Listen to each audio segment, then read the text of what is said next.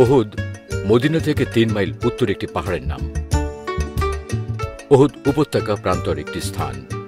মহান আল্লাহ তাআলা প্রায় ৬,৫০০ উপরে পাহাড় সৃষ্টি করেছেন। তার মধ্যে একটি অন্যতম পাহাড় মদিনা মনোয়ারার পাহাড় জাবালে উহুদ। উহুদ শব্দের অর্থ হচ্ছে এক বা একক। যেহেতু এই পাহাড়টি অন্য সব পাহাড় থেকে আলাদা, তাই এই পাহাড়টিকে বলা হয় উহুদের পাহাড়। উহুদ একটি অবিস্মরণীয় ইতিহাস। ৩ হিজরির ৭ শাওয়াল উহুদ পর্বতের সংলগ্ন স্থানে মদিনার মুসলিম ও মক্কার কুরাইশদের মধ্যে এই যুদ্ধ সংঘটিত হয়েছে। এই দুই পক্ষের নেতৃত্বে ছিলেন যথাক্রমে মুহাম্মদ সাল্লাল্লাহু আলাইহি ওয়াসাল্লাম ও আবু সুফিয়ান।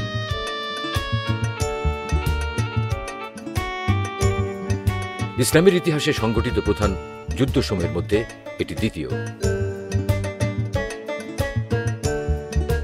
আল্লাহর নির্দেশে মহানবী পাক সাল্লাল্লাহু আলাইহি ওয়াসাল্লাম হিজরত করে প্রিয় জন্মভূমি মক্কা শরীফ ছেড়ে মদিনা শরীফে চলে যান। মদিনার নিরীহ শান্তিকামী মানুষ এতে খুশি হন।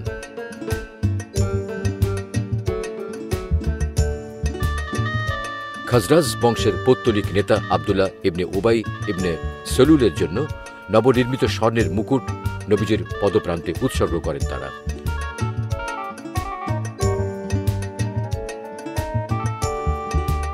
মানবতা দরদি গরিবের বন্ধু নবীজি সাল্লাল্লাহু আলাইহি ওয়াসাল্লাম সেই মুকুট মস্তকে ধারণ না করে তা বিক্রি করে দুঃখীদের মধ্যে বিলিয়ে দেন।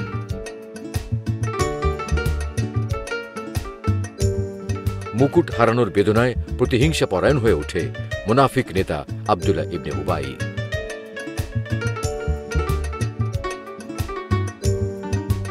ইসলাম শান্তি, সম্প্রীতি, মৈত্রী, সাম্য ও ভ্রাতৃত্ব প্রতিষ্ঠার জন্য, ইসলাম মানবতার জন্য।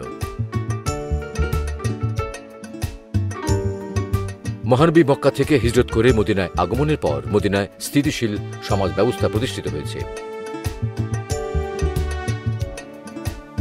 দ্বিতীয় হিজরিতে কুরাইশরা মদিনা আক্রমণ করলে বদর যুদ্ধ সংঘটিত হয়।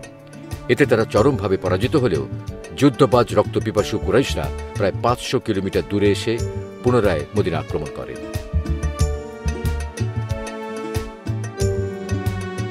দ্বিতীয় হিজরি সনে বদরের বিজয়ের ১৩ দিন পর ১ শাওয়াল প্রথম ঈদুল ফিতর উদযাপন করা হয়। এবছরই মদিনার সুদখোর মহাজন ইহুদি বনু কাইনুকা সম্প্রদায়কে পরাস্ত করার পর ১০ জিলহজ ঈদুল আজহা পালন করা হয়। ৩ হিজরির ৭ শাওয়াল মক্কার কুরাইশরা পুনরায় প্রায় ৫০০ কিলোমিটার দূরে এসে মদিনা আক্রমণে অভিযান শুরু করে। তাদের ছিল ৩,০০০ সৈন্যের বিশাল বাহিনী, ৭০০ বর্মধারী, ২০০ অশ্বারোহী, অবশিষ্ট উষ্ট্রারোহী ও রসদবাহী সেনাদল, সঙ্গে তায়েফের আরও ১০০ যোদ্ধা এবং ৫০,০০০ স্বর্ণমুদ্রার অস্ত্রশস্ত্র ও রণসম্ভার।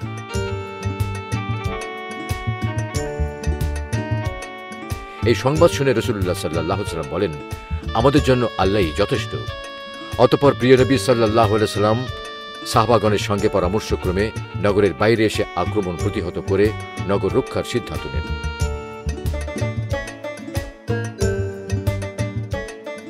আসরের নামাজের পর মুসলিমগণ মসজিদ প্রাঙ্গণে সমবেত হন। সাহাবীর সংখ্যা মাত্র ১,০০০। তার মধ্যে মাত্র ২ জন অশ্বারোহী, ৭০ জন বর্মধারী, ৪০ জন তীরন্দাজ, বাকি সবাই পদাতিক। তাদের কারো হাতে বর্শা, কারো হাতে ঢাল তলোয়ার।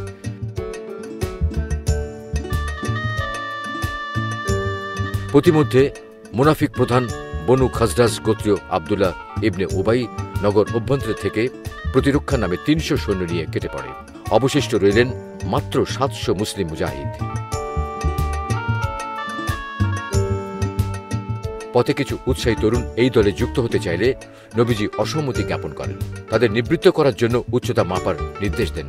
তখন রাফে নামক এক তরুণ পায়ের বৃদ্ধাঙ্গুলির উপর ভর দিয়ে দাঁড়িয়ে তার উচ্চতা বেশি দেখালে এবং সাহাবাগণ তার ভালো তীরন্দাজির কথা বলে সুপারিশ করলে নবীজি তাকে নিতে সম্মত হন।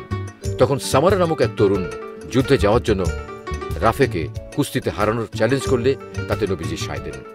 রাফে ইচ্ছাকৃতভাবে হারলেন, সামারা দলের অন্তর্ভুক্ত হলেন।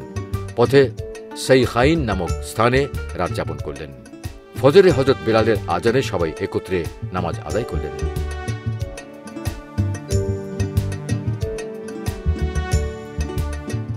মুসলিম কাফেলা মদিনা থেকে ৫ কিলোমিটার উত্তরে উহুদ পাহাড়ের পাদদেশে এসে উপনীত হয়। রাসূল আকরাম সাল্লাল্লাহু আলাইহি ওয়াসাল্লাম স্বয়ং এই প্রতিরক্ষা যুদ্ধ পরিচালনার দায়িত্ব পালন করেন।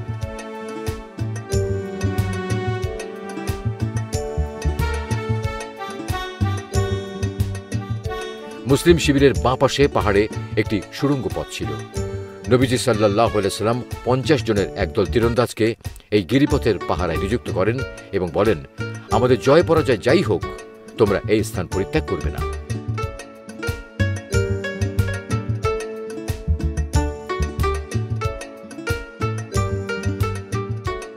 এই যুদ্ধে মুসলিম বাহিনীর 3টি পতাকা ছিল।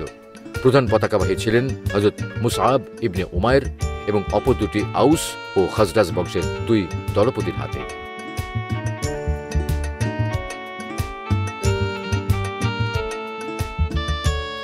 মল্লযুদ্ধের শুরুতে কুরাইশদের তালহা আক্রমণে এলে হযরত আলী রাদিয়াল্লাহু তাআলা আনহু তাকে বধ করলেন। তালহার ভাই ওসমান আক্রমণ করলে হযরত হামজা তাকে সংহার করলেন।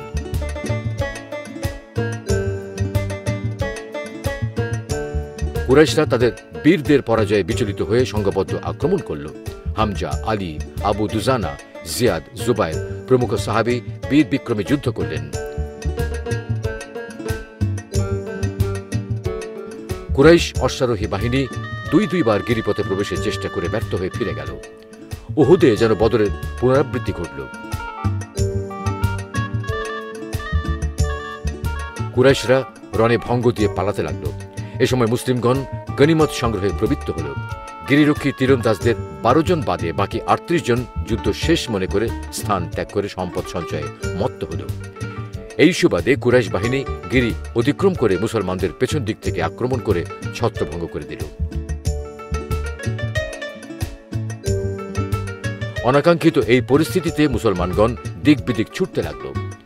মুসআব ইবনে উমাইর ও নবীজির চাচা হামজা শহীদ হলেন। নবীজির নির্দেশ উপেক্ষাকারীদের ভুলের মাসুল দিতে হল। বর্বর কুরাইশ যোদ্ধারা নবীজির ওপর সর্বাত্মক আক্রমণে ঝাঁপিয়ে পড়ল। নির্মম নির্দয় হামলায় তার জীবন বিপন্ন প্রায়। সাহাবায়ে কেরাম নিজেদের জীবন বাজি রেখে নিজেদের বুককে ঢাল বানিয়ে নবীজিকে রক্ষার প্রাণপণ চেষ্টা করতে থাকলেন।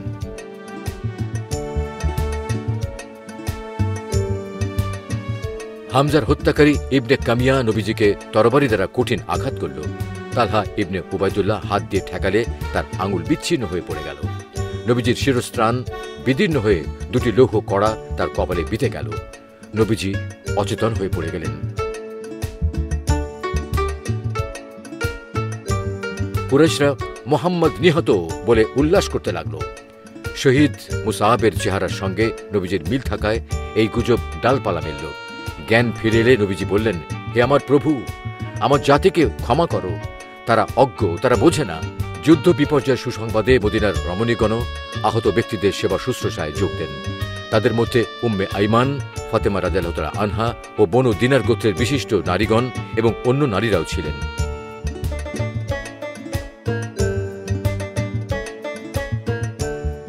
এই আত্মরক্ষামূলক যুদ্ধে 70 জন সাহাবী শাহাদাত বরণ করেন। কুরাইশদের নিহত হল 350 জনেরও অধিক।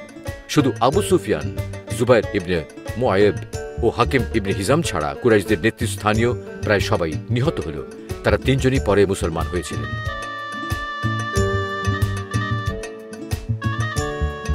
ওহদে মুসলমানদের বিপর্যয়ের আরেকটা বড় কারণ হল এই যে মুসলমানরা যুদ্ধের ঠিক মাঝখানে সম্পদের মোহে আচ্ছন্ন হয়ে পড়েছিল এবং দুশমনকে সম্পূর্ণরূপে নির্মূল করার আগেই সম্পদের দিকে আকৃষ্ট হয়েছিল।